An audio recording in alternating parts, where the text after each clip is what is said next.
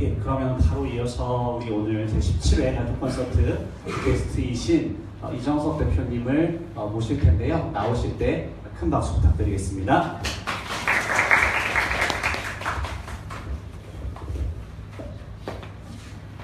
반갑습니다.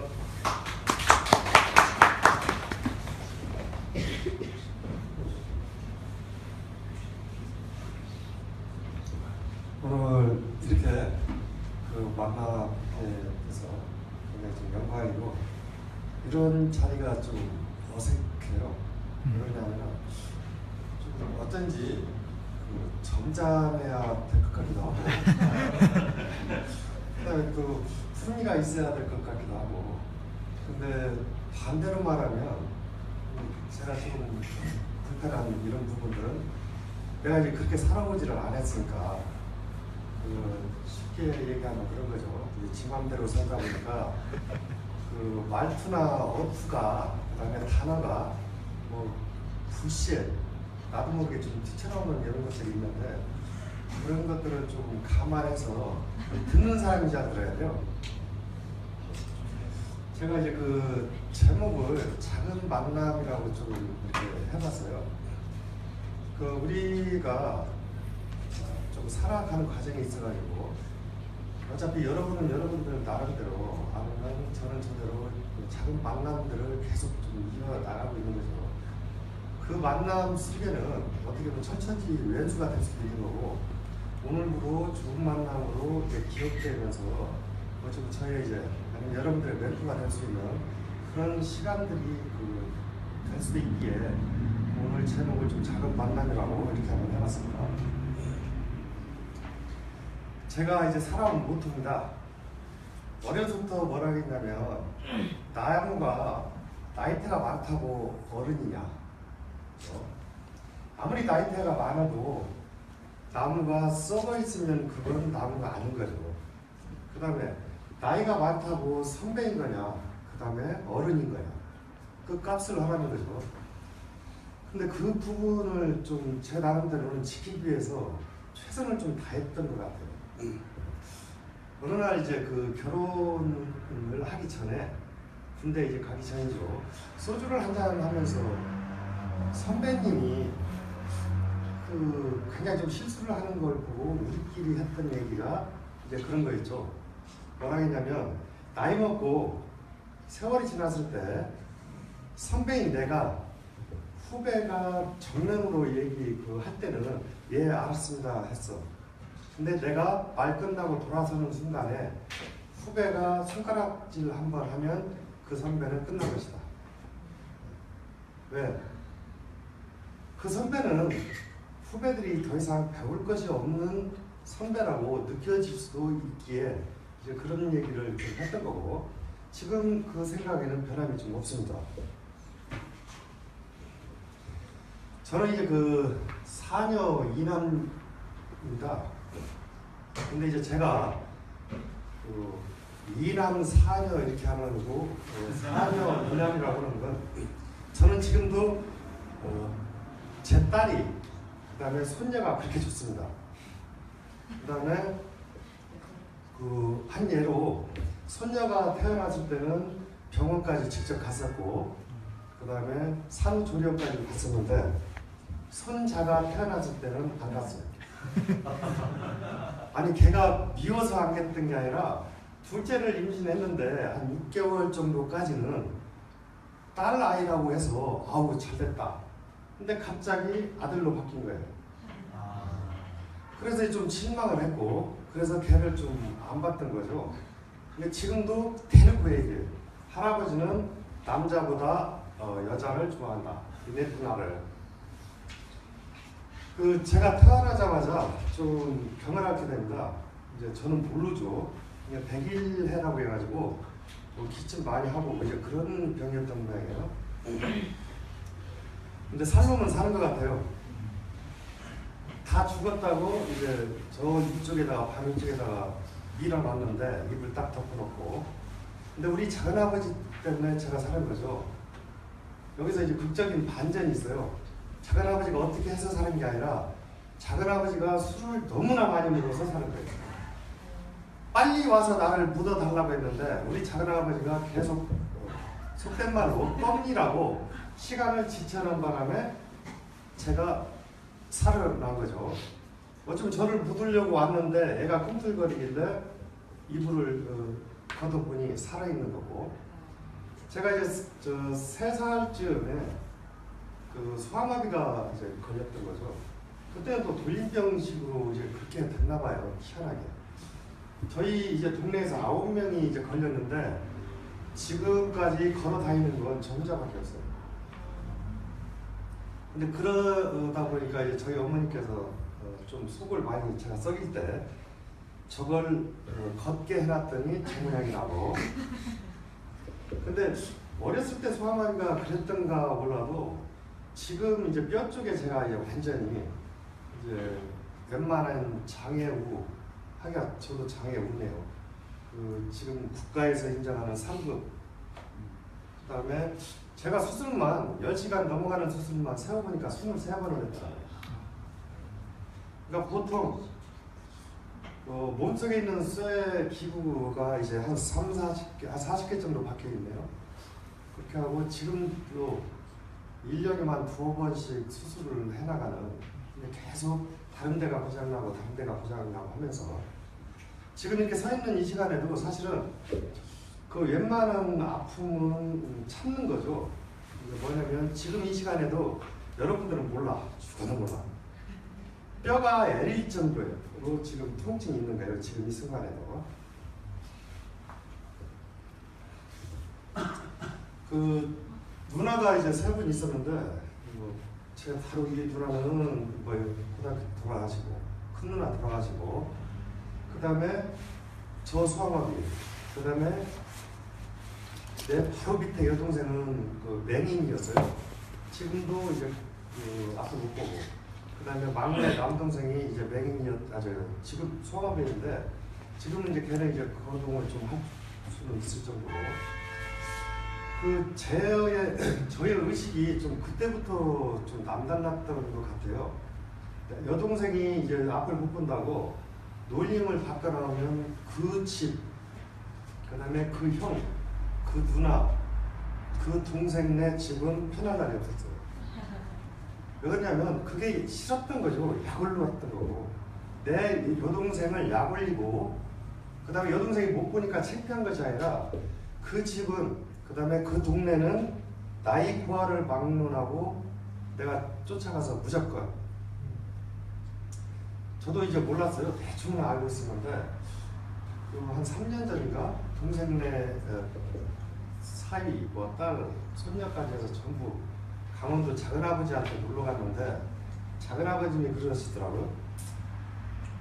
너네 아버지가 집안, 그러니까 나머집을 몇 채 태운지 아냐 하길래 내가 기억에는 2채 정도.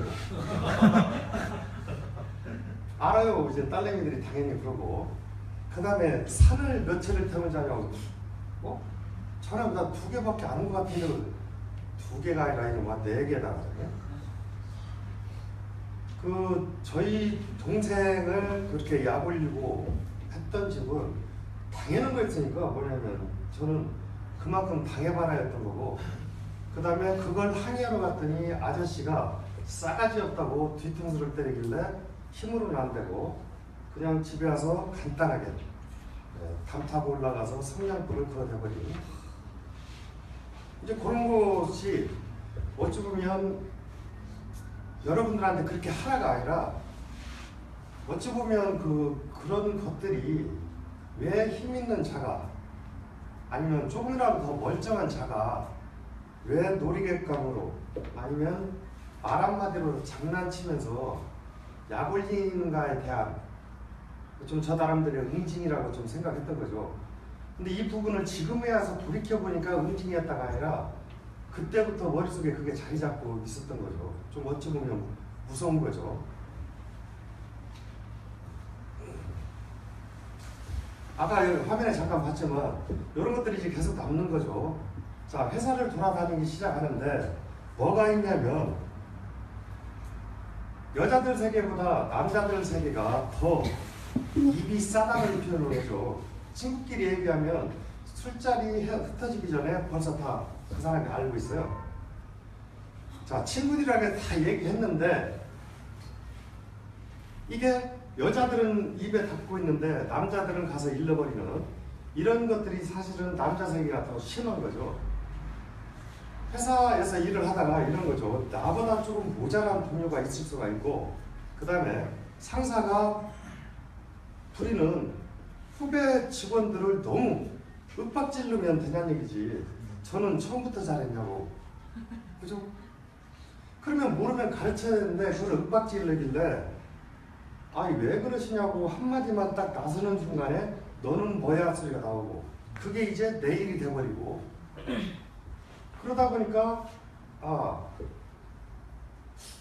안 하려고 했는데 또 사고를 치고 회사를 옮겨지게 되는, 그러다 보니까 이제 회사가 그 전에 이제 이런 거였죠. 노동조합이 있는데도 불구하고 회사하고 결탁해서 노동조합을 탄압하는 그런 기구가 됐던 거죠. 왜? 단맛을 들이니까. 쉽게 얘기하면 현장에서 빡빡히고 이랬던 놈들이 어느 날 갑자기 위원장님하고 어느 날 갑자기 어떤 직책을 받으니까 이게 권력으로 착각을 하는 거죠. 근데 여러분들뿐이 아니라 나뿐이 아니라 여러분들 군산시에만 하더라도 권력으로 착각하고 사는 놈들이 한두 개냐고. 근데 그런 부분들을 여러분들이 골라가면서 살아야 되는데 그러기에는 사실은 굉장히 얽혀있는 그런 부분들이 안타까울 뿐인 거죠. 올라갑니다. 이래서는 안 된다고. 그런데 재수가 없다 보니까 꼭 내가 올라갔는데 다음 해에 회사가 부도가 나버려요. 그리고 희한한 게요. 이 회사를 다니다가 여기로 옮기면 그 회사는 갑자기 잘 되고 내가 입사하는 그 회사는 꼭 안 좋아져요, 상황이. 그러면 다른 회사를 옮기면 여기가 좋아지고 간 회사가 안 좋아지고, 그래서 내가 회사를 7번을 옮겨 다닙니다. 여러분들이 이제 말만 해도 알을, 예를 들어 동북장 제강이 됐던, 아니면 인천 제천, 그 다음에 기아 자동차, 그 다음에 인천 조선소, 지금 목포에 이제 상호중공업이죠. 이런 데를 옮겨 다니는데 부도가 이제 나서 여기서 굉장히 좀 큰 깨달음을 얻게 돼요. 제가 채권단이나 어디나 돌아다니면서 인터뷰 할 때마다 뭐라 했냐면 우리가 뭔 잘못인데 그랬어요. 네? 여러분들도 그러잖아요. 내가 뭘 잘못했는데. 응? 근데 기본적으로 TV에 가끔 나오는 도의적인 책임이라는 게 있었던 모양이에요. 사회에는.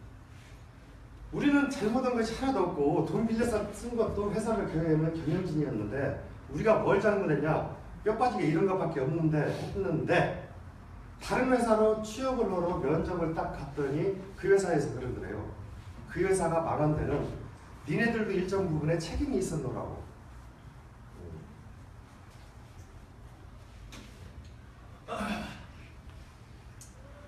한참 이제 파산을 시키냐 마냐 하는 이런 과정에서 우리나라 예산을 총괄하는 그 장관님한테 가서 물어봤어요. 이게 우리가 뭘 잘못했어요? 그때 이 양반이 딱 이 말을 한 거예요. 내가 뭘 잘못했는데 하고 거울로 한번 얘기해봐. 삿대질을 하면서. 그게 나였던 거죠. 어찌 보면 우리는 이제 이러기가 쉬운 거죠. 그 핑계를 대기가 너무도 쉬운 이제 사회 구조인 거죠. 왜 그러냐면 어른들이 그렇게 가르쳐 놨으니까. 네. 어떻게 해서 헤쳐나가라가 아니라 어떻게 해서 빠져나오는 방법을 알려줬던 거죠. 그것도 못된 쪽으로만. 그러다 보니까 우리가 핑계를 대는 게 뭐냐면 나는 이랬노라고, 나는 아니라고. 그죠? 그래서 이런 부분들을 듣고 굉장히 좀 힘들어 하면서 이제 살아온 거죠. 제가 이제 요게 저희의 직업들입니다. 이거 이제 부둣가에서 외항세를 내리는 것들이고, 요건 배에 석탄이나 이런 것들을 싣는 장면이고, 이게 이제 천장 크레인이라고 해서 회사에 사람들이 이제 힘으로 들지 못하는 무거운 중량들을 움직이는 이제 기계입니다.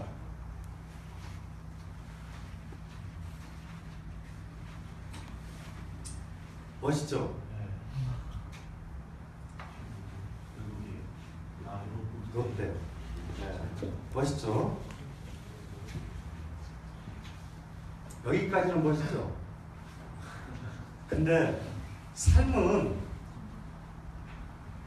만만하지를 않아요. 아까 그 초고층 빌딩을 짓는데 무거운 물건을 들어 올리는 크레인을 있어야 되고, 크레인을 설치하기 전에 이 사람들의 노고가 있어야 되는 거죠. 여기가 지금 몇 메다냐면 500m입니다. 여기서 사실은 저 안전벨트 있죠. 등부터 시작하는 벨트가 하나 있죠. 저거 차면 안 떨어지면 산다고 하죠. 목숨만 사는 거예요. 사실은 저거 있어도 살아 있어도 사실은 병신되기가 거의 99%입니다. 왜 그러냐면 저게 떨어지면서 벨트가 늘어나요. 그러면 떨어지는 거리가 보통 한 7m에서 8m 떨어져요. 바로 잡는 게 아니라. 그러다 보니까 떨어지는 순간에도 저게 위험성이 내포되어 있는 거죠. 우리가 아름다운 건물, 그 다음에 초고층의 건물 이면에는 항시 음지에서 이렇게 고생하는 이런 것들이 있는 거죠. 자, 요걸 이제 왜 사진을 띄워놨냐면 요게 직업이라는 겁니다. 요게 여러분들이 아니면 나도 앞으로도 먹고 살아야 할 그런 돈벌이의 수단, 그 직업이라는 것이 앞에 아무리 화려하지만 뒷 이면에는 굉장히 힘들고 험난한 부분들이 분명히 있을 겁니다. 저기 노란 화살표 원에 이제 전데 여러분들이 보기에는 저게 노는 모습으로 보여요. 다리 딱 끄고 열심히 일하는 걸로 보여요. 감독하는 네? 감독하는 거요? 네. 저게 지금 뭐냐면요. 너무도 이제 힘들었던 거죠. 저희가 그 재직 공장이라 그 사우나는 말도 못해요.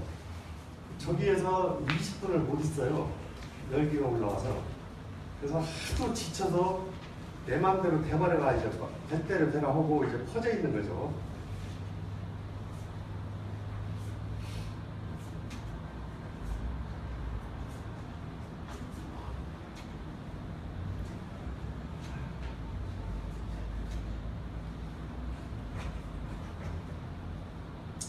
자, 여러분들한테 한번 묻겠습니다.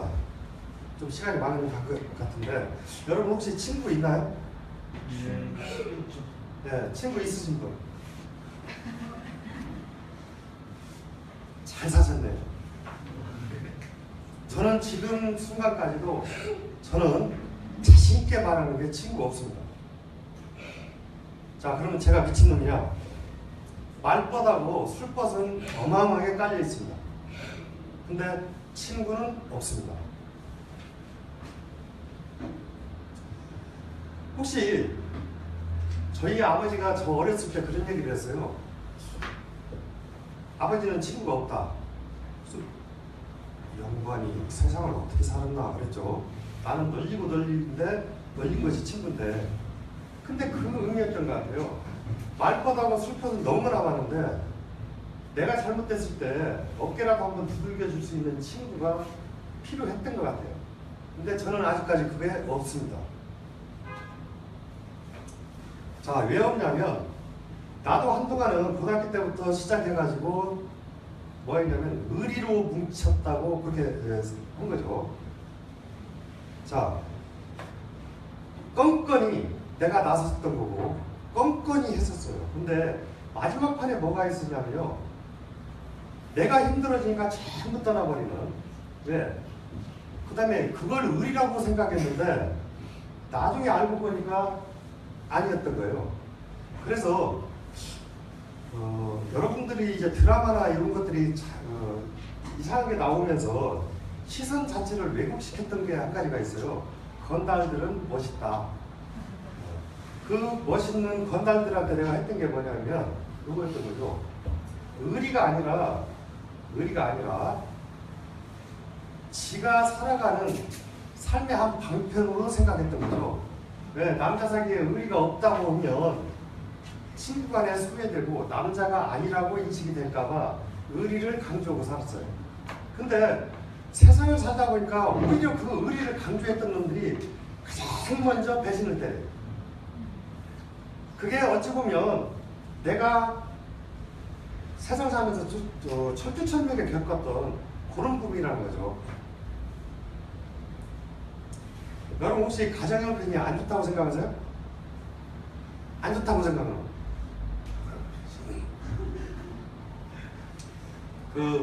저는 저기 꼬마둥이들도 있었는데 죄송하지만 저는 정말 개 같은 집구석에서 태어났어요. 그 다음에 차라리 왜 이렇게 때리냐, 죽여버리지. 그 다음에 그렇게 때리려면 뭐하러 낳는데. 저는 여태까지 아버지가 돌아가신 지 한 3년 됐는데 잘못했다 소리를 한 번도 안 했어요. 왜? 그게 자랑이라 아니라 내가 잘못한 걸 못 느꼈어요. 이건 잘못해서 훈계 조치로 맞은 것이 아니라 이건 폭력이었고, 그 다음에 그렇게 때리려면 차라리 나치를 말든가, 그죠?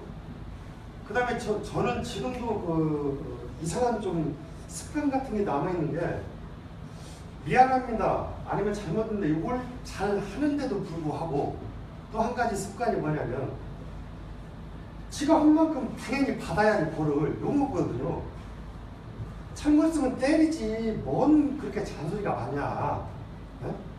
그 다음에 여러분들도 아마 그런 경험이 있었을 거예요. 청소년이니까 앉혀놓고 훈계를 하기 시작하면 30분, 40분 하니 환장하겠네.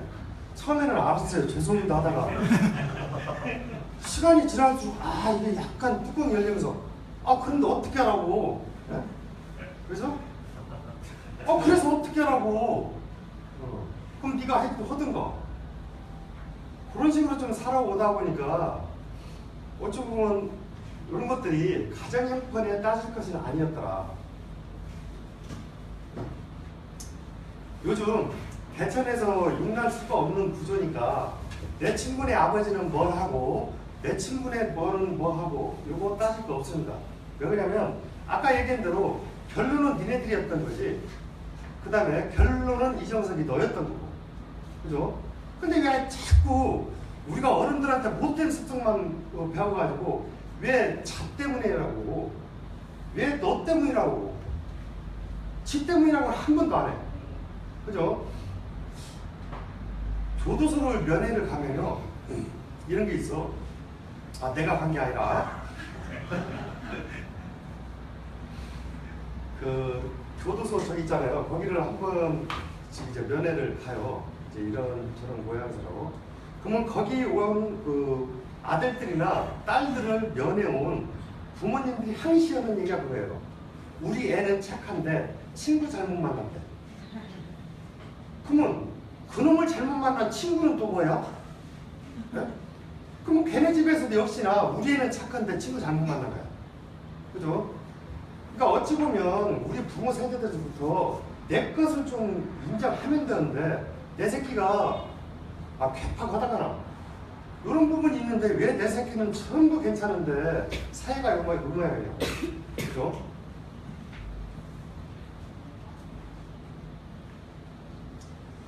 부모를 잘못 만난 건 나는 나만큼 잘못 만난 사람 없다고 생각합니다.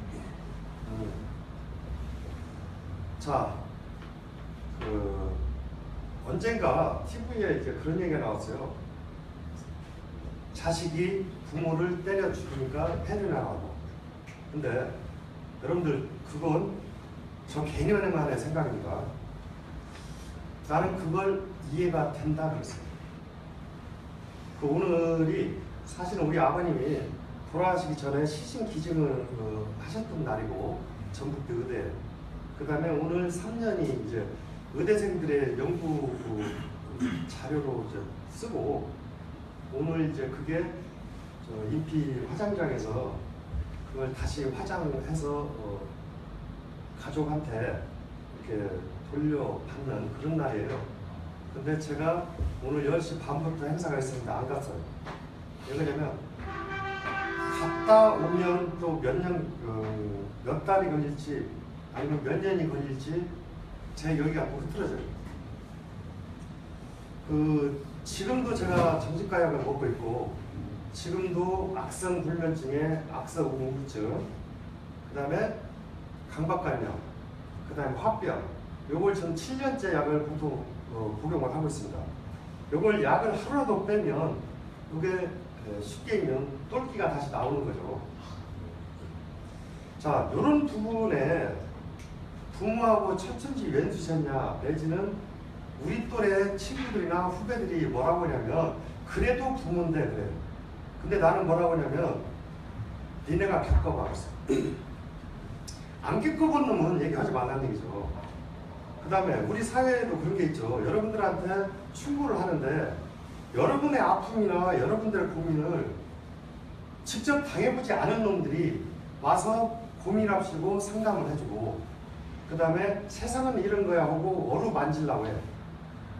근데 때로는 또 여러분들이 친구보다 약간의 자존감이 떨어진다고 생각을 했는지 거기다 플러스 동정 어린 시선을 보낸다고 해요. 그러면 그게 어린이란 얘기죠. 그건 잘못된 인간일 뿐이고, 그건 여러분들도 다 못한 어찌 보면 애들인 거죠. 그래서 오늘 여기를 오면서 며칠간을 좀 고민을 했었죠. 점잖은 어투 그런 것들은 얘기를 들어보니까 저하고는 안 맞는다고 생각이 되시죠? 자, 그래서 이런저런 이유로 포기를 하지 말자. 또 뭔가는 한번 해봐야 될 거 아니야. 자, 이 개같은 세상이라고, 그 다음에 정말 어떻게는 안 될 거라고 우리가 먼저 포기해서는 또 안 되잖냐. 자, 그럼에도 불구하고 이민가도 가면은 또 언어 새로 배워야 돼. 그나마 하던 말이 나은 거고. 그럼 여기서 우리가 하나씩이라도, 아니면 남 핑계만 대고 있을 일이 아니라 그래도 포기는 하지 말고 뭔가 하나는 잡고 가자. 제가 좀 조언을 한번 해볼게요. 아까 얘기한 말벗, 술벗, 그 다음에 저쪽 뒤에 뒷담에 가서 담배 쭉쭉 빠르면은, 그 다음에 나 담배 떨어졌을 때 담배 한 가지 주는 여러분들 이런 얘기, 돛대는 남도 주는 게 아니라 그죠? 근데 그 돛대까지 주는 친구 사귀지 말고 정말 말벗이 아니라 진짜 친구를 한번 사귀어봐. 근데 지금은 그 친구의 의미가 뭔지를 몰라요. 자, 의리를 너무 가시라고 살지 마라. 왜냐면 내 것 다 주고, 쉽게 얘기하면 이런 거죠. 호구로 하지 말아요. 적어도 내 친구의 어려움은 동참할지언정 호구는 되지 마라. 왜? 그건 이용당하는 도구가 될 수 있으니까.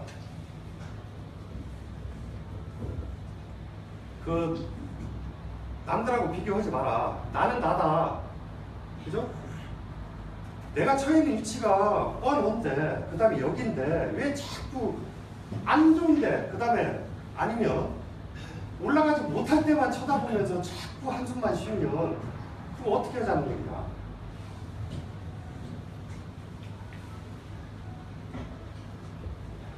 이런저런 얘기, 이런 것들로 우리가 좀 일찍 포기들을 하죠. 뭐냐, 우리가 인터넷이나 이런 걸 하면서 여러분들이 알아야 되는 거, 그 다음에 알고 있는 것들은 너무 많아.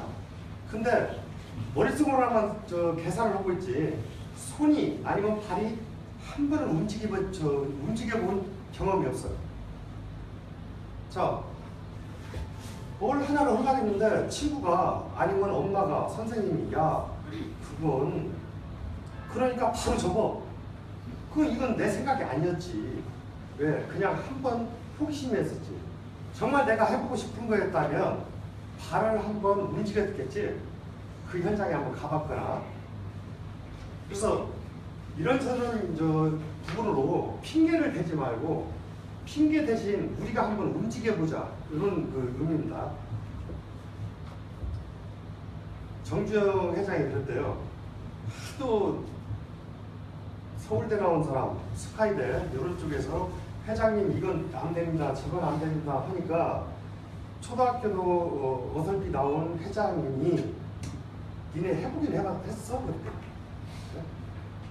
왜? 여기서 아무리 이론적으로 머릿속으로 담고 있어봐야 실제로 가서 해보면 안 맞는데, 그죠? 아니 어떻게 칼질이라도 해봐야 이게 종이가 반드시 잘리는지 삐딱하게 잘리는지 알지. 한 번도 안 해본 놈들이 앉아서 얘기만 하고 있으니 그 다음에 거기다 플러스 남 핑계 대고 있고 그 다음에 누가 얘기하는데 이거 아니래 힘들대 그럼 바로바로 접어대는 이런 구조가 적절치 않다. 이건 빨리 버려야 된다.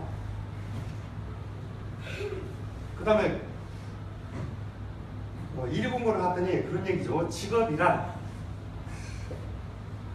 자 깨끗하고 그 다음에 좀 가오도 나고 그 다음에 뽀대도 좀 살해야 되고 그 다음에 좀 쉽게 일도 좀 쉬워야 되고 그 다음에 위에서 지시하는 상사 요런들도 좀 인간성이 좋아야 되고 지 인간성 나쁘지는 생각도 안 하고 거기다가 돈도 좀 많이 줬으면 좋겠다. 이런 회사는 전 세계에 한 군데도 없습니다. 제가 회사를 아까 7군데 옮겨 다닌다고 했었죠. 자, 제가 느낀 건 뭐냐면 돈 준 만큼 일을 시켜요. 여러분들이 이 얘기는 생각하는 삼성, 그 다음에 그 현대, LG, 아장래입니다. 아장래. 네. 그 다음에 군산에 있던 후배들이 대학교 나와가지고 저쪽 당진 쪽으로 갔는데 얘네들이 날이면 날마다 새벽 3시, 4시에 퇴근을 해요. 그러니까 2시간, 3시간 줬다 다시 출근하는 구조가 반복되니까 여기 대리했던 놈이 그쪽에 과장으로 스카웃됐다고 간 놈이 이제 그러고 사는 거죠. 그러니까 그만두고 뭐 하느냐? 통닭집에. 자, 우리가 생각하는 직업에 그 다음에 우리가 돈 벌어먹고 사는 수단은 다 준 만큼 일 시켜 먹더라고요.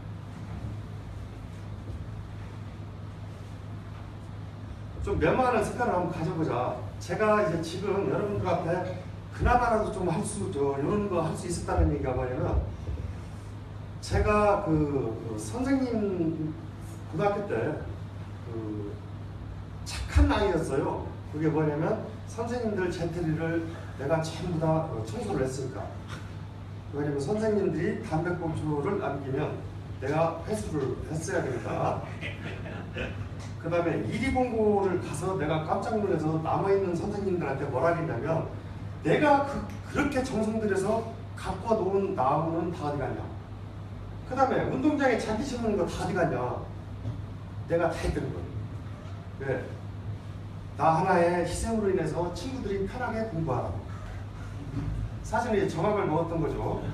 그러다 보니까 잔디 심어야 되고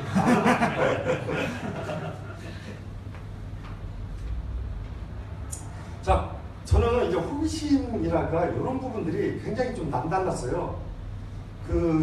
기계를 사거나 아니면 어떤 걸 보면 밖을 보면서 겉은 보는데 안에 요게 구조가 어떻게 될 거라고 예상하는 이런 좀 능력이 있었던 것 같아요.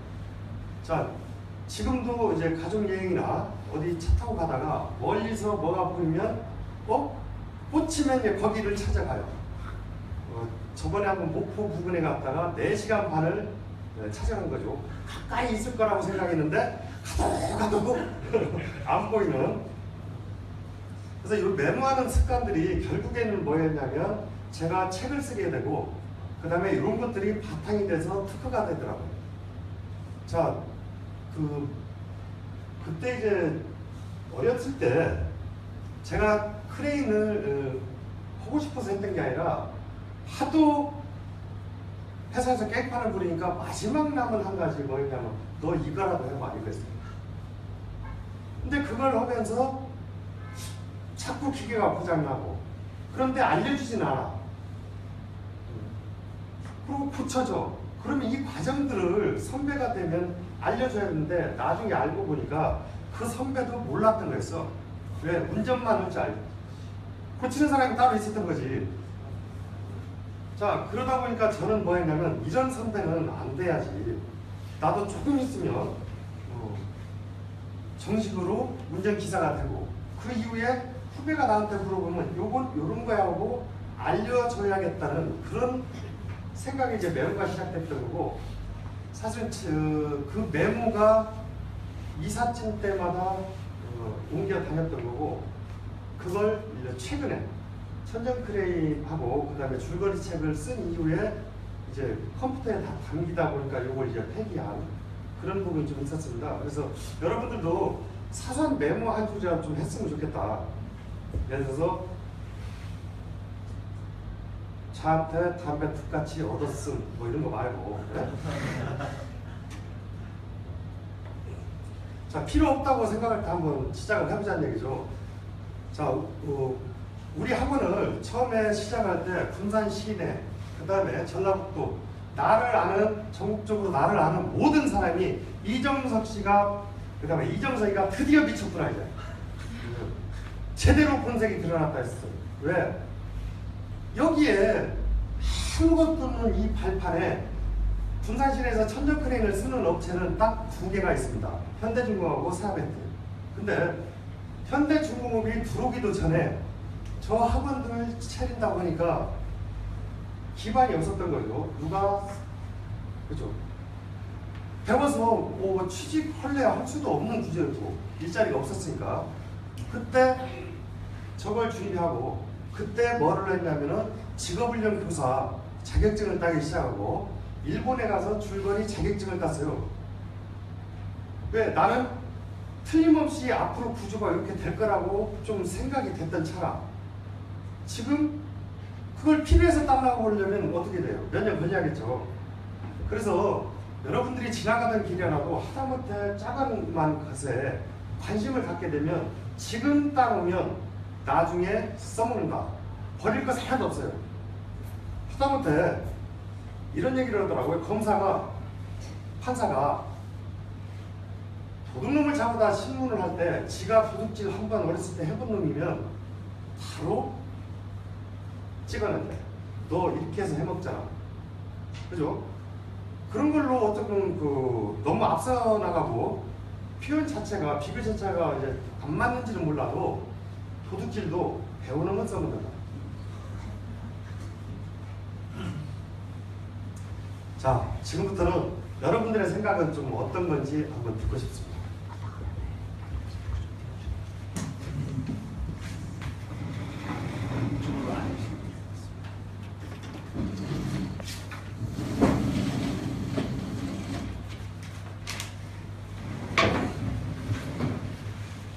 네, 계속해서 이제 토크 콘서트로 이어지도록 하겠습니다. 혹시 저희 대표님의 특강을 들으면서 질문하시고 싶은 부분이 있으시면은 종이 아까 나눠드렸는데 그 부분에 쓰셔서 저를 주시면 감사하겠습니다.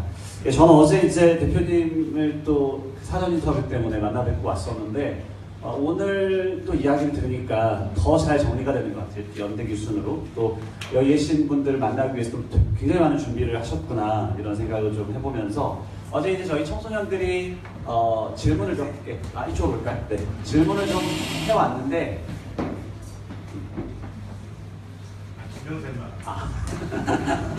해왔는데 그 중에 몇 가지를 제가 먼저 좀 질문을 드리도록 하겠습니다. 여러분들이 좀 질문을 준비하는 동안에요.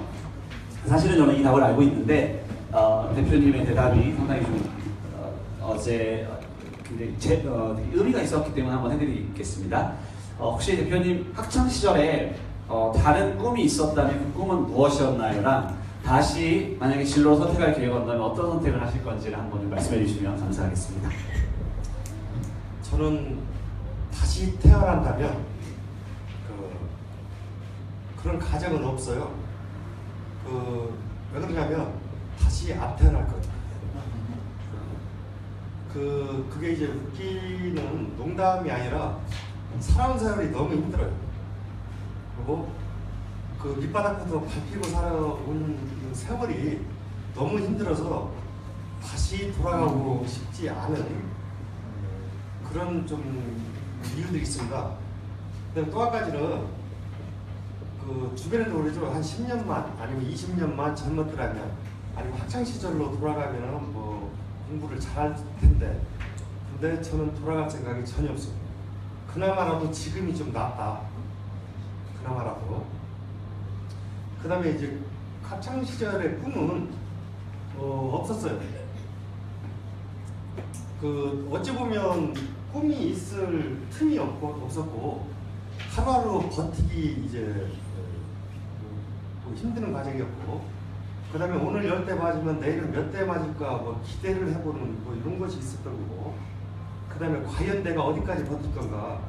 그러다 보니까 이게 이제 부모와 자식 간의 관계가 아니라 어쩌면 내가 어쩌면 윤강폭기를 당해야 되는 그런 어린 입장에서 요걸 지금 언제까지 당해내고 있을 건가, 뭐 이런 부분이 이제 많다 보니까 꿈이 없었던 거죠. 그렇지만 제가 이 질문한 이유는 아까 대표님 이야기에서 나왔다시피 호기심이 엄청 많으셨대요.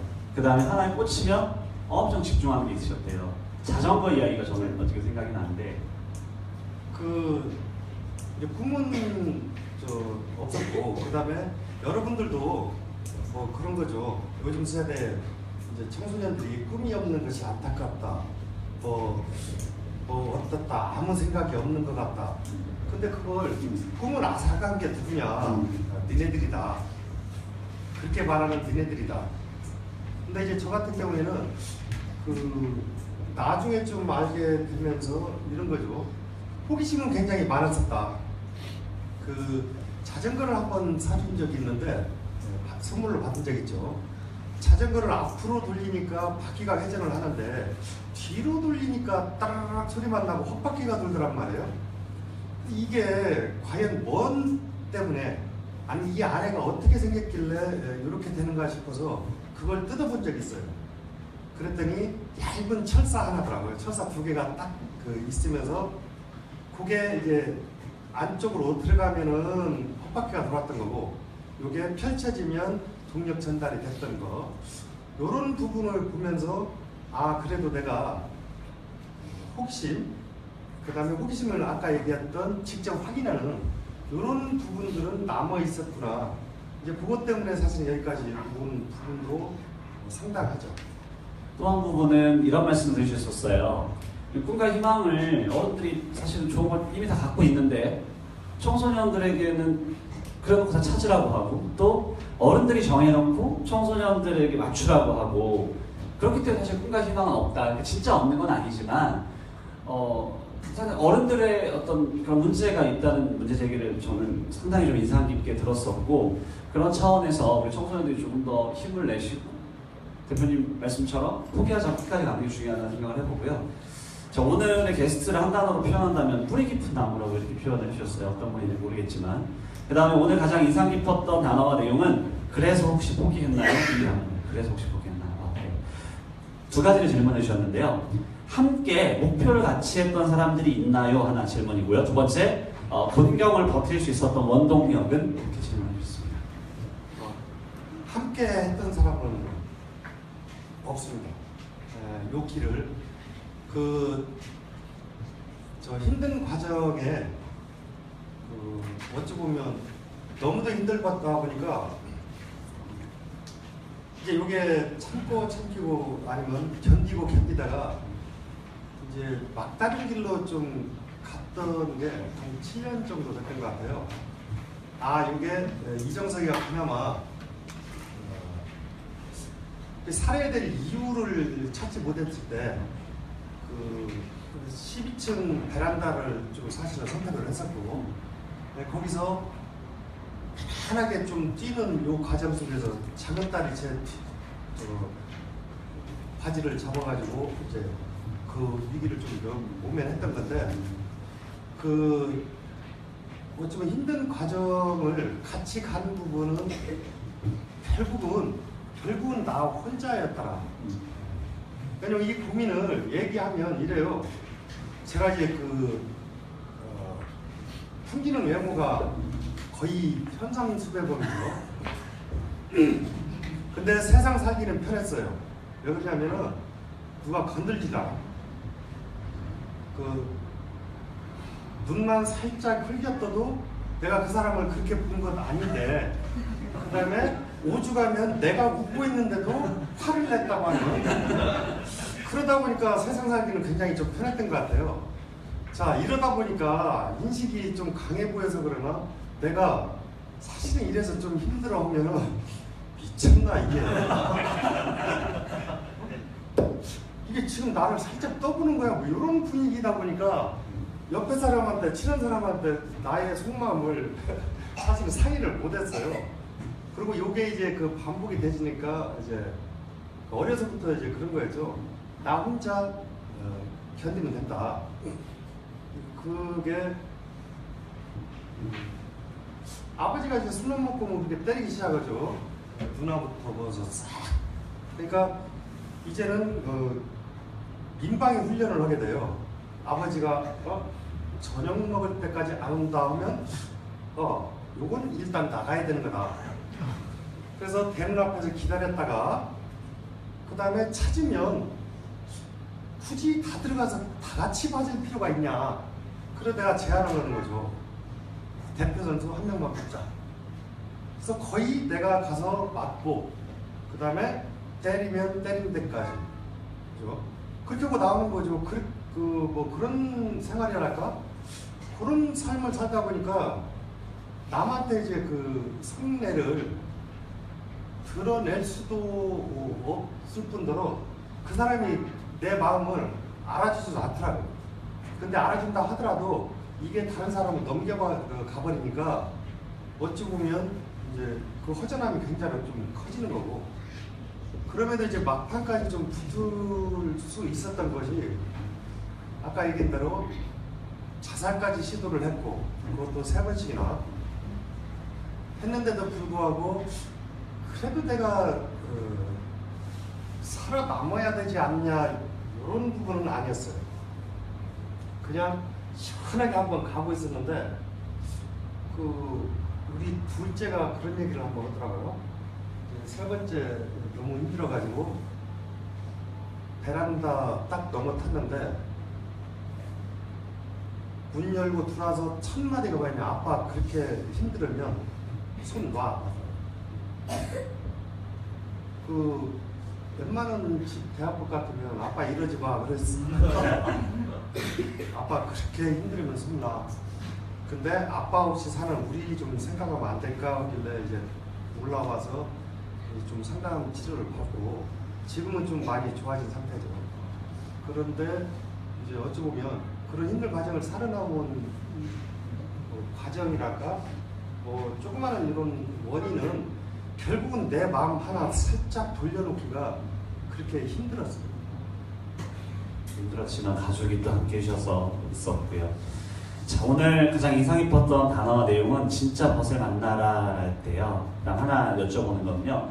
기계를 만지는 일이나 공장, 공사장 등의 현장에서 일하는 것을 기피하거나 무시하는 세상, 또는 그런 사람들이 있는데 어떻게 생각하시는지? 그건 좀 제가 이제 그런 표현을 써요. 한동안 내가 노래 하나에 꽂혀가지고 노래방에 가면 그 노래만 불렀어요. 건배. 근데 요 가사를 바꾸는 거죠. 개 같은 세상, 역 같은 세상, 이러고 내가 이제 가사를 바꿔서 부른 적이 있었는데 저는 그 세상에는 변함이 없다고 생각해요. 지금 우리가 말로만 학벌 타파, 타파 이러는 거예요.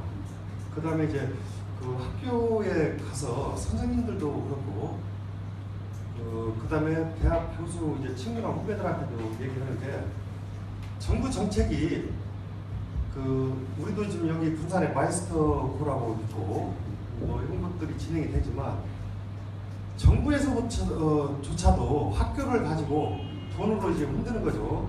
니네 말 들으면 이 돈 좀 주고 말 안 들으면 안 주는 거죠. 자, 그러니까 이 재정이 딸리는 학교 입장에서는 어떻게 하냐. 전부 말을 들을 수밖에 없는 거고, 그 다음에 장기적인 좀 비전을 제시하면서 학과를 개선해줘야 됨에도 불구하고, 이제는 뭐냐면 현대중공업이 딱 들어온 순간에 조선기계학과, 조선전기, 뭔 별놈 학과가 다 생기더니 현대중공업이 뒤로 쫙 빠지기 시작하니까 뭐죠? 싹 없어져 버리는 거죠. 그 언젠가 이제 학벌 타파. 근데 이건 타파 안 되는 거죠. 왜 그러냐면 우리 어른들이 바뀌어야죠. 겉으로는 학벌 타파를 외치는 놈들이 지네는 이루었으니까. 지네는 그 자리에 있으니까 그따위 소리를 하는 거고. 근데 뒤돌아서 가지고 지 새끼한테는 가서 뭐라고 하냐면 공부 열심히 해야죠. 네, 그 자리에 올라가려니까. 그 언젠가 TV를 보고 깜짝 놀랐던 거죠. 뭐냐면 두 번이구나. 자, 기능올림픽 전 세계에서 우리나라만큼 거기에 악을 쓰고 되는 나라가 없대요. 다른 데는 즐기러 온다는 거예요. 나보다 다른 나라의 친구들이 얼마만큼 기술 수준이 높은가. 근데 우리는 좀 악을 쓰고 가는 거죠. 거기서 금메달 따오면 현대, 삼성, LG에서 취업을 시켜요. 근데 현장을 돌아다 보니 그때 취업해서 금메달 따서 그 큰 대기업에 취업돼 있는 사람들이 지금 현재 한 명도 남아있지 않다는 거. 왜 안 남아있냐? 그냥 기술을 도장 찍듯이 인생을 찍어내듯이 쉽게 그냥 국사수순으로 가르쳤던 거죠. 어찌 보면 그 용병이었지, 훈련을 통한. 그지 지 생각이 가미가 전혀 안 된 거죠. 금메달 딴 게 지가 열심히 반복 훈련을 하다 보니까 시간이 빠르고 그 반복이 숙달이 되다 보니까 금메달을 땄던 것 뿐이라는 거죠. 현장에서 보면 이런 거예요. 자, 무시는 나중에 보는 거예요. 지금 내가 무시당했다고 내 인생 자체가 평생을 망가지는 것도 아닌 거고, 뭐 지나가다 침 한 번 뱉을 수 있는 거고, 그 다음에 침 한 번 맞을 수 있는 거예요. 근데 여러분들이 그런 시선에 너무 두려워하지 말고 나 같은 놈도 살았다니까. 그 다음에 직업을 택할 때는 좀 장기적으로 봐라. 장기적으로. 지금 여러분들이 나이 먹고도 먹고 살 수 있는 직업을 택해야 돼요. 자, 현대, 삼성 들어갔다가 40대면 다 잘려요. 네? 그때 되면 여러분들이 그 결혼을 빨리 하면 여러분들 나이 때 되면 회사에서 잘리고 없어. 그럼 뭘 해야 되냐? 장기적으로 먹고 살 직업을 택해야 된다는 거죠. 어제 이제 저희 학원에 그 타워크레인 한 대가 또 설치가 됐어요. 자, 그 사람들 아까 이제 안전벨트 차고 500m씩 일하는 그런 사람들이죠. 이 사람들이요, 일이 없어서 돈벌이를 못 하는 게 아니라 일이 너무 많아서 일을 못 정도예요. 그래서 그런 부분들에 대해서는 예를 들어 노가대판 어디가 됐든 간에 삶의 현장에서 내가 배울 건 있다. 맞습니다. 오늘 게스트를 한 단어로 표현한다면 호랑이라고. 호랑. 오늘 가장 인상 깊었던 단어와 내용은 친구가 있나요? 이거였대요. 굉장히 오늘 응원문으로 해서 저희 울림이 주는 말씀을 주셨는데, 선배다웠던 분이 계셨는지를 물어보셨네요. 한 분이 선배다웠던 분이 계셨네요. 혹시 이제 대표님에게 선배다웠던 그런 분이 혹시 계셨나? 없어요. 제가 최근 얘기를 할게요. 저는 어디 관공서나 어디를 가면 그렇게 싸워요, 많이. 경찰 아저씨한테는 짭짤하겠다가 또 그 다음에 신창원 그 아저씨가 도피 생활을 할 때는 경찰서 민원실에 가서 약을 살살 올리는 거죠. 신청원도 못 잡는 것들이 니네들이 대한민국의 경찰이냐. 그리고 또 확인을 한번 해봐요. 여러분들 한번 보세요. 군사안에 보면 어디 경찰은 3분이면 여러분 옆에 있습니다. 이렇게 되잖아요. 술 먹으면서 확인을 해봤어요. 그 전화했는데 3분이 안 와. 그래서 다시 전화를 한 거죠. 3분이면 내 옆에서 지켜준다더니 왜 안 오냐고. 자, 저는 지금도 뭐냐면은 그 강릉사나 이런 데 가서 지네들이 경찰로서 경찰 임무만 하면 되는 거고 시청 직원이면 시청 임무만 최선을 다하면 되는데 얘네들이 약간 목에 기부스가 들어가는 순간에 저하고 이제 쌍박질이 좀 시작되는 거죠. 그 다음에 선배, 제가 그 한 1년이 채 안 됐을 거예요. 4, 5년 동안 해오던 모임이 있었어요. 거기가 제가 제일 막내. 술 한잔을 먹고 얘기를 하다 보니까 저한테 뭐라고 했냐면요. 정석이 너도 이제 나이 먹었으니까 제발 욕도 좀 그만하고 그 다음에 이제 손자 손녀도 봤으니까 행실도 좀 근엄하게 하라고. 그럼 이제 알았다고 하면 됐을 건데 그날따라 뭐가 꽂혔는가 확 통화버린 거죠. 뭐라고 했냐면 니네들이 사람이야. 왜? 니네들은 젊었을 때는 후배들이 힘들다고 할 때 전부 모른 척하고 고개 돌렸던 새끼들이 또 나이 먹으니까 나이 먹었다고 그 나이 먹은 값을 해야 된다고 얌전을 떨으라 보면 니네는 언제 주변 사람 돌볼래 그랬어요. 그래서 내가 말하면 나는 죽었다 깨라도 그렇게 못 살으니까 그리고 니네들하고 안 맞으니까 내가 모임을 나올게 해서 모임을 빠져나와 버렸어요. 근데 어찌 보면 이런 거죠. 우리나라 사회에서 안 맞죠 제가. 근데 맞는 데가 가끔 있어요. 우리 같은 놈들이 또 있어요. 가끔씩 찾아보면. 근데 걔네들하고 이렇게 만나서 모임이나 어디 봉사활동을 해보면 그렇게 끈끈해요. 그렇게 일이 잘 돼. 그리고 말 한마디 없이 눈치만 탁탁탁 하는데도 한 사람이 앞서서 일을 해나가면 뒤에서 착착 물건이 배달되고 굉장히 흐뭇한 구조가 있어요. 그래서 이제 그런 걸 이제 조금 배운 사람들은 그렇게 얘기해주고 똥은 똥끼리 논다. 네? 우리 같은 놈은 있어요, 분명. 감사합니다. 네, 말씀하시죠. 보통 지금 밖으로 들어가기에는 크레인하고 원장님으로만 들어가는데 지금 회사를 또 하나 운영하시다고 들었습니다. 그 규모, 그다음에 직원 수가 얼마나 되는지 궁금합니다. 우리 세아베틀 안에 협력사를 좀 해요. 거기에서 크레인 있죠. 아까 그림을 보여준 그걸 운전하는 직원들이 이제 한 60명 정도 되죠. 근데 이제 제가 지금도 이제 한편으로는 이런 거죠. 제가 노동자인지 사업자인지 가끔 헷갈릴 때가 있어요. 이제 뭐라 하냐면 제가 우리 회사 직원으로 보면 제가 사업자이고 사장인데 이게 이 사람들이 안쓰러운 걸 보면 갑에다가 갖다 그냥 질러버리는 거죠. 이렇게 해서는 안 되는 거라고. 그 다음에 이렇게 하니까 짜증나는 거라고. 그렇게 이제 좀 구조가 좀 진행되면서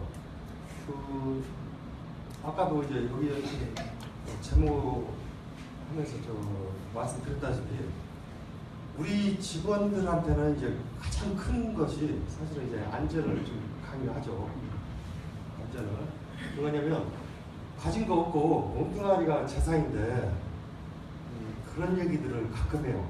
뭐냐면 살아서도 양반하고 쌍놈이 딱 구분이 되는데 죽어서까지 양반하고 쌍놈이 구분된다는 거 혹시 여러분들 아세요? 몰라요? 네. 자, 살아있을 때는 이런 소리를 하죠.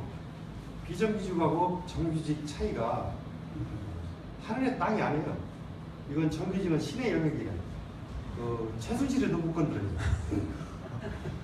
신의 영역이라고 소리가 나와요. 그 다음에 가진 놈들이 어떻게 하냐면 내가 퇴직할 때쯤 되면 내 자식이나 내 사위를 넣을 수 있는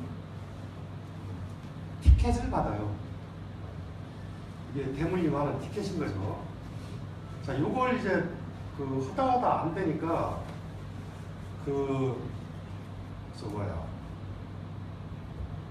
잠깐 놓쳐.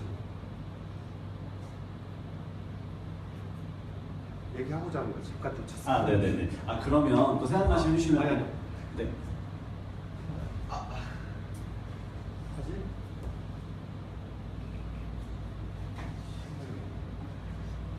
얘기하다 보니까 잠깐 놓쳤네. 죽음. 네. 양반. 그러면은 정규직을 양반이라고 칭하고 그다음 비정규직을 쌍놈이라고 칭하고 사는데 산재가 나요. 네? 그러면 죽잖아요. 내가 비정규직에서 죽으면 내 보상금이 차이가 나버려요. 정규직하고. 네? 이게 법으로 명시가 되어 있는 거예요. 그러다 보니까 내가 임금으로 받은 3개월의 평균 임금을 가지고 산재 보상금을 책정을 하는데 비정규직일수록 어떻게 하죠? 보상금이 작겠죠. 바꿔 말하면 비정규직일수록 몸뚱아리 하나가 재산이라 악착같이 살아야 돼요. 정말 내 물건 내가 챙기고 그 다음에 내 몸뚱아리 정말 소중히 여기에 달아가면서 좀 살아나가야 된다는 거죠.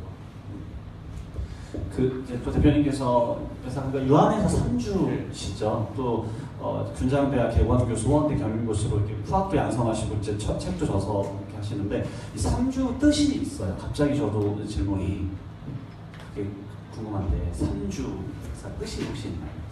근데 네. 남들한테 얘기할 때는요 술 세 잔이다 그래요.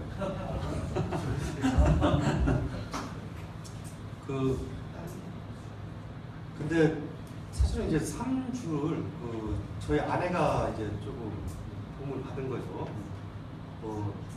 교회에서 얘기한 그런 거고 3영도 이제 그런 거죠. 깊은 뜻이 있어.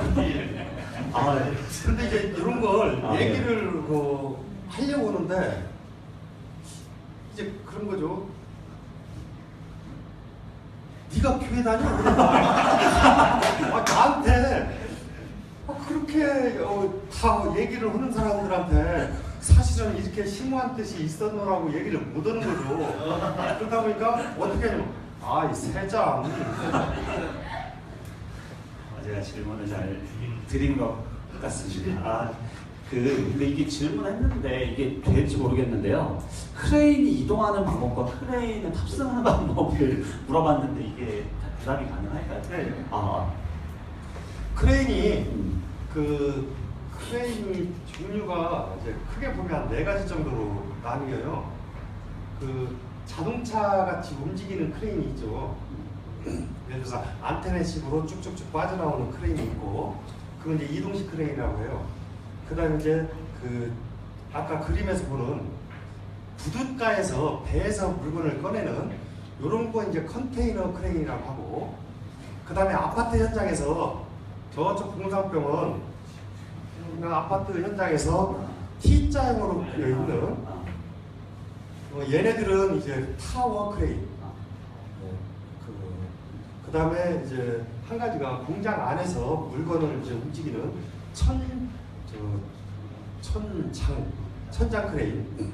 그러니까 이제 이 4가지 종류로 움직이는데, 이동식 크레인은 그냥 운전석에 타듯이 그렇게 타면 되고, 그 다음에 타워 크레인, 아파트 현장에 있는 건 밑에서부터 위에까지 사다리를 줄기차게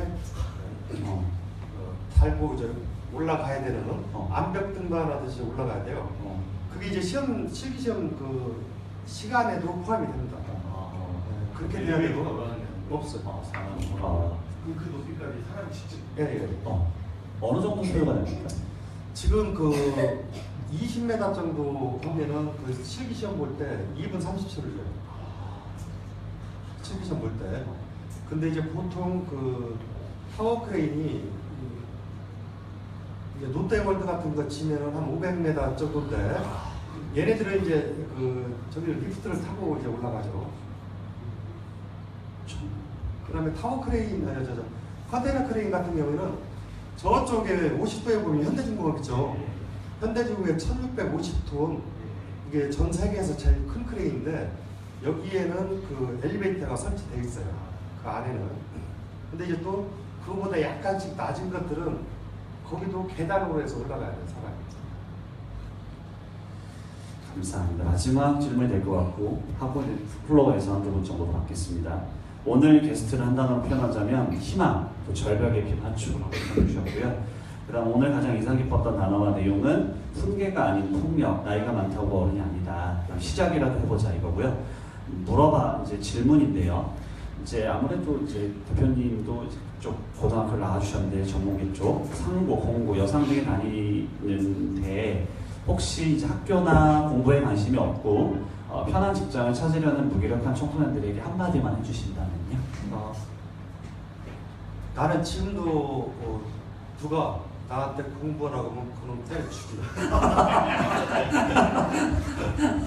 근데 공부하시잖아요. 네? 공부하시잖아요. 맞습니다. 그 답이 있습니다. 공부는 네.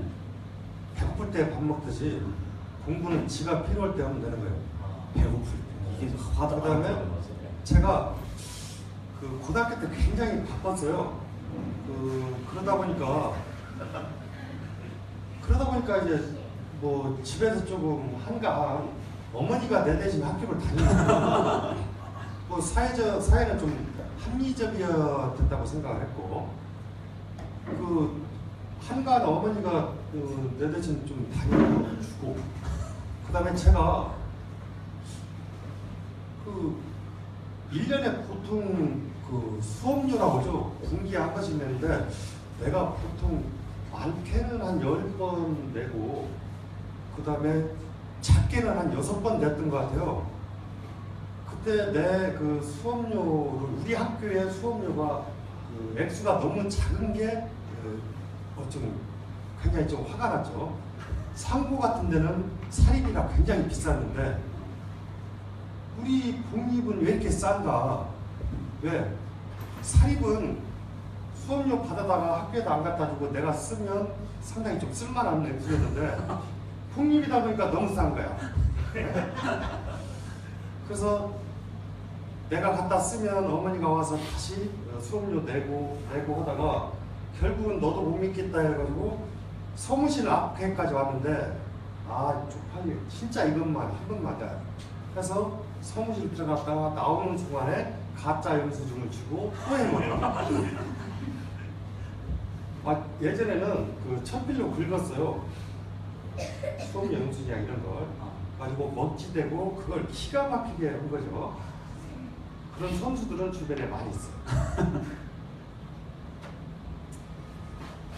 배고플 때 밥을 먹듯이 공부가 필요할 때 공부를 한다. 이 말이 저한테 정말 와닿더라고요.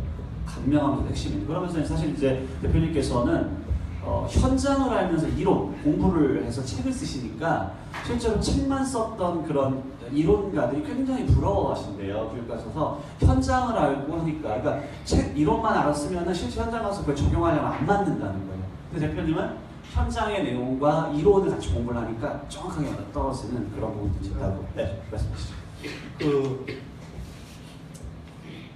저는 우리 그 애들한테 공부하라 소리를 한 번 안 했어요. 그리고 우리 가족의 특징은 남들이 봤을 때는 가족으로 생각 안 해요. 이제 수시로 이제 어쩌면 서로를 디스하는 아빠가 아빠냐 뭐 이런 거 있고 이제 그러다 보니까 가족끼리의 대화가 다른 사람이 봤을 때는 좀 이건 희한한 그 직구석인 거죠. 그 우리 딸내미들이 크고 가면서 제가 뭐라 했냐면 참고서를 산다고 하길래 내가 제대로 가르쳐 준 거죠. 참고서는 돈을 갖다가 쓰긴 쓰되 친구 걸 대신 가져올 때 잘 골라서 가져와. 왜 그러냐고 하길래 내가 할머니한테 그래가지고 돼지에 맞았다. 마침 빌린 책이 이 자식이 지 이름을 써놓은 거야. 네? 그래서 친구들 거 책 빌릴 때는 싹 보고 없는 걸로 가져와라. 두 번째는 이제 저 성적표 있죠. 뭐 가져와가지고 도장을 찍어달래 말래 하길래 야 3,000원이면 가서 파잖아. 그래서 그 방법을 알려주니까 저도 편하고 나도 편하고.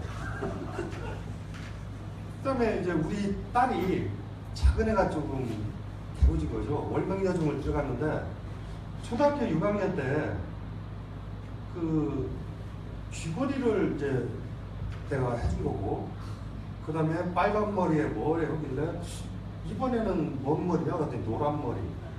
그러니까 학교가 갈 때쯤 되니까 노란 머리가 아깝잖아요. 그냥 월명여중을 다니고 막 머리 길게 해서. 그러니까 학교에서 뭐라고 했던 모양이에요. 이제는 너 머리 잘라. 원래 집간에는 아까웠던 거지. 그래가지고 학교에서 선생님이 전화 왔길래 얘가 헌지 얼마 안 됐다. 아니 나는 40만 원을 얘기했으니까. 그리고 얀들 좀 아깝지 않겠냐. 대신에 일주일간을 시간을 주면 얘를 머리 잘라서 이렇게 하고, 선생님이 일주일도 못 참아주면 야를 전학시켜버릴게. 그 다음에 이제 이것이 껄핏으면 사람을 때리고 그 머슴아들을 때리고 와. 그래서 선생님이 전화가 오네. 야 왜 그래? 근데 학부모한테도 전화를 하고. 근데 한날은 뭐 머슴아이가 설치돼서 좀 때렸더니 그런다고. 그래서 내가 딸내미한테 뭐라 하겠냐면 애들은 그렇게 때리는 게 아니다. 어설피 때리니까 말이 나온다. 제대로 때려버려야 무서워서 일르지를 못하는 거 아니야. 그죠? 근데 우리 그 어찌 보면 여러분들한테 제 이런 부분이 얼마나 도움이 될지는 모르지만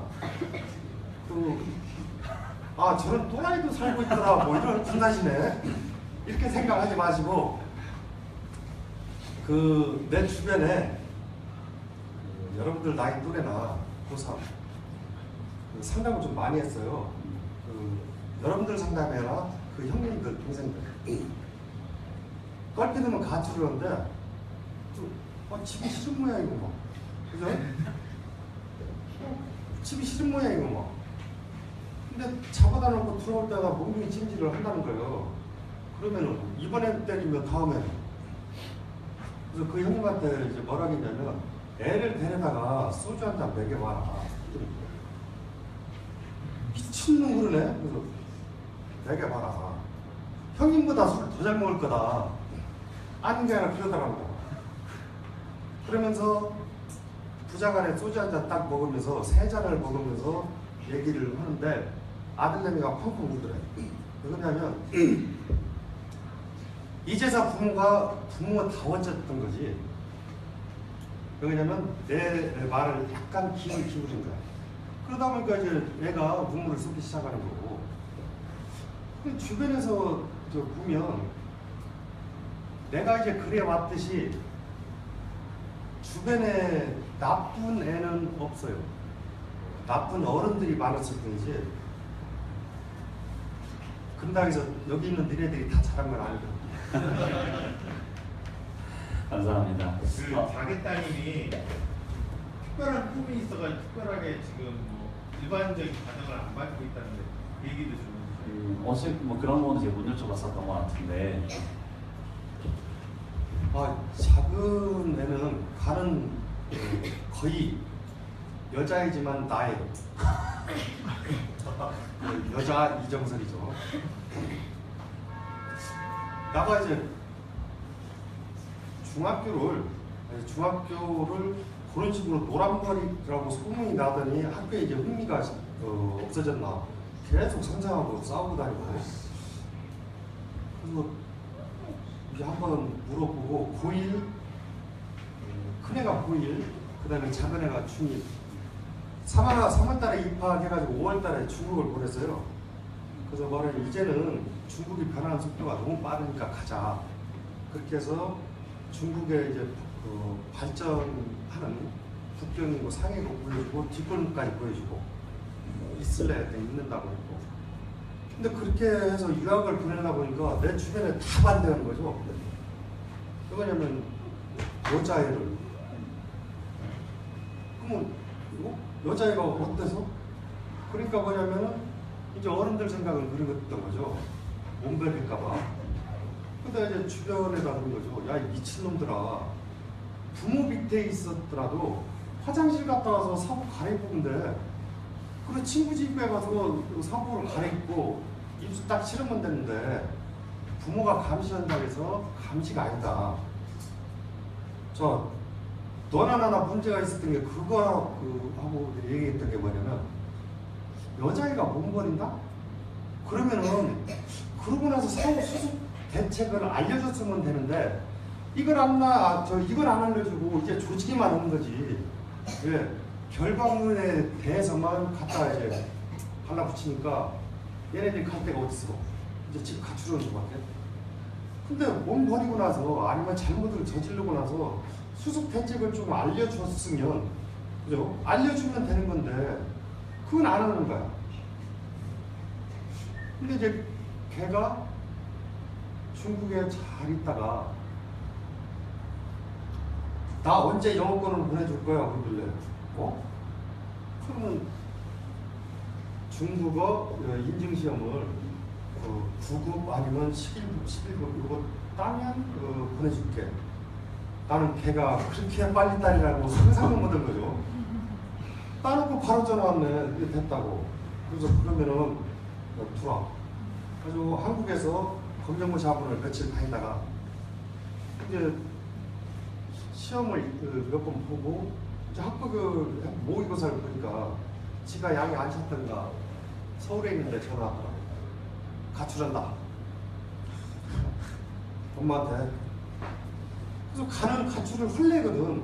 한다고 말도 안 되지. 서둘러서 내려왔더니 저한테 뭐라 그러냐면 아빠는 돈 받는 거를 여태까지 뭐 했냐. 그 다음에 나는 가출해서 내 비행기 표, 편도만 딱 걸으면 이 나라 뜰 거다. 근데 야야 그렇게 하지 말고 다시 한번 되짚는 것이 그런 거죠. 아빠 때문에 내 인생이 브레이크 걸리는 것 같다. 이제 뻥쩍 걸린 거죠. 그래서 가.